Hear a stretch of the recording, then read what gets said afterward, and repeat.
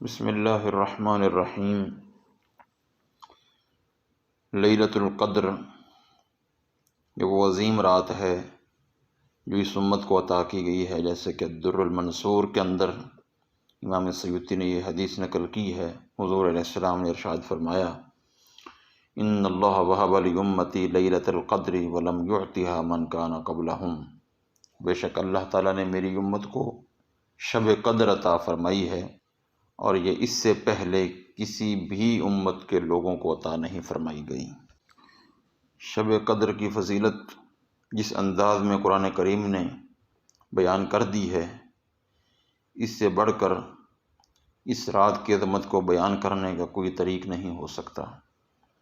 لہذا سب سے پہلے قرآن کریم کی وہ سورت سماعت فرمائیں اور اس کا ترجمہ۔ بسم اللہ الرحمن الرحیم۔ انا انزلناہ فی لیلۃ القدر وما ادراک ما لیلۃ القدر لیلۃ القدر خیر من الف شہر تنزل الملائکۃ والروح فیہا باذن ربہم من کل امر سلام ہی حتی مطلع الفجر۔ اللہ فرماتے ہیں کہ انا انزلناہ فی لیلۃ القدر، بے شک ہم نے اس کو یعنی اس قرآن کو شب قدر میں اتارا ہے۔ وما ادراک ما لیلۃ القدر، اور تم نے کیا جانا کہ شب قدر کیا ہے، یعنی انسان کو اللہ بتا رہا ہے کہ تجھے شب قدر کی اہمیت کا علم نہیں ہے،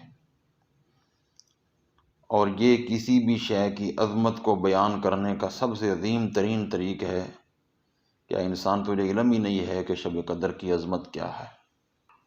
لیلۃ القدر خیر من الف شہر، شب قدر 1000 مہینوں سے بہتر ہے۔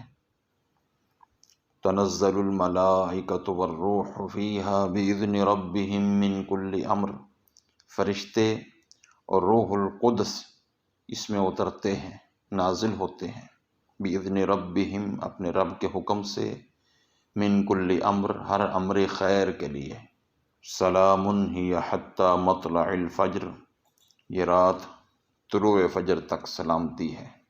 تو اس صورت میں اللہ رب العزت نے فرمایا لیلۃ القدر خیر من الف شہر، لیلۃ القدر 1000 مہینوں سے بہتر ہے۔ 1000 مہینوں میں 83 برس 4 مہینے بنتے ہیں،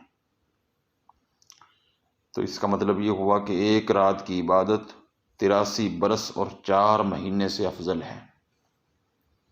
بلکہ بعض علماء تو یہ کہتے ہیں کہ 1000 مہینوں سے گنے ہوئے 83 سال 4 ماہ مراد نہیں ہیں، بلکہ اہل عرب کا قاعدہ تھا کہ بڑی کثیر تعداد کا تصور دلانے کے لیے وہ 1000 کا لفظ بولتے تھے۔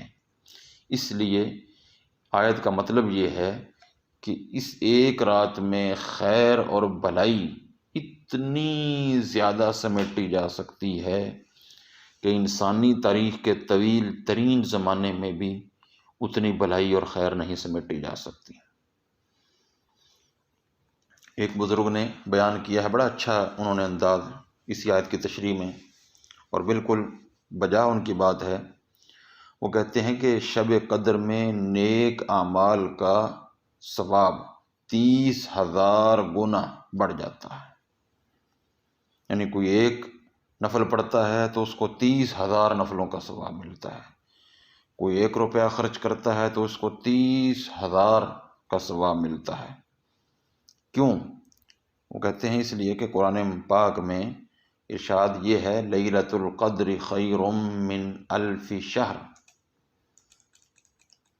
کہ لیلۃ القدر خیر من الف شہر، شب قدر جو ہے 1000 مہینوں سے بہتر ہے، یعنی شب قدر کا عمل جو بھی نیکی اس میں کی جائے گی وہ 1000 مہینوں سے بڑھ جائے گی۔ اور 1000 مہینوں میں کتنی راتیں بنیں گی پھر؟ ایک مہینے میں 30 راتیں ہوتی ہیں، تو 1000 مہینے میں 30,000 راتیں ہوئیں، تو اس کا مطلب یہ ہوگا کہ اس کے اندر کی جانے والی ایک نیکی وہ 30,000 راتوں سے بہتر ہے۔ ویسے اس سے بھی آگے کی بات ہے کیونکہ قرآن کریم کے اندر اللہ رب العزت نے لیلۃ القدر کو 1000 مہینوں سے بہتر کہا ہے، تو 1000 مہینوں کے اندر 30,000 راتیں بھی آتی ہیں اور 1000 مہینوں کے اندر 30,000 دن بھی آتے ہیں۔ بلکہ امام راضی نے تو یہاں بہت اچھی بات لکھی ہے، وہ کہتے ہیں ہذہ الآیۃ فیہا بشارۃ عظیمۃ، کہ اللہ نے کہا ہے لیلۃ القدر خیر، یہ خیر ہے، اور خیر یہ اسم تفضیل کا صیغہ ہے۔ اسم تفضیل کا مطلب یہ ہے بہت بہتر ہے۔ اللہ نے یہ نہیں کہا کہ لیلۃ القدر 1000 مہینوں کے برابر ہے، بلکہ کہا 1000 مہینوں سے بہت بہتر ہے۔ اور ولم یبین قدر الخیریہ، امام راضی فرماتے ہیں کہ اللہ نے خیریت کی مقدار بیان نہیں کی کہ کتنی زیادہ بہتر ہے، یہ اللہ ہی بہتر جانتا ہے۔ یہ ہر آدمی کے خلوص پر مبنی ہے کہ کوئی آدمی کس خلوص کے ساتھ اس کو حاصل کرنے کی کوشش کرتا ہے۔ ہو سکتا ہے کسی کے لیے 1000 مہینے سے لاکھ درجہ افضل ہو جائے، تو یہ انسان کی تڑپ پر ہے، انسان کے خلوص پر اس کی بنا ہے۔ ہر انسان کے لیے ایک جیسی پھر نہیں ہے، جیسے کوئی انسان کوشش کرے گا ویسے ہی اس کی فضیلت زیادہ حاصل کر سکے گا۔ اور آگے اللہ نے کہا سلام ہی حتی مطلع الفجر، شب قدر کی ایک فضیلت یہ پھر ہوئی کہ یہ رات سراپا سلامتی اور امن کی رات ہے۔ سلام ہی حتی مطلع الفجر کہا ہے۔ علامہ قرطبی نے اپنی تفسیر کے اندر سلامتی والی رات کے کئی مطالب بیان کیے ہیں۔